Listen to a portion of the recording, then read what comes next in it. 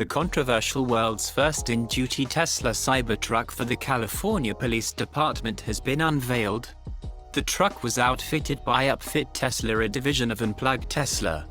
It will be a part of the department's drug abuse resistance education unit, and can respond to emergencies and assist the community when needed. The truck costed the department $153,000 in total. People were not happy after it was revealed just how much money the department dropped on the truck. What's worse is that it seems like the department attempted to keep the amount secret, and was being tight-lipped about the exact amount without the filing of a public records request. In addition, the off-site law enforcement equipment installation for the Cybertruck requires the city to pay nearly $21,000 more for the work to be done by a Hawthorne-based business, bringing the total to more than $153,000.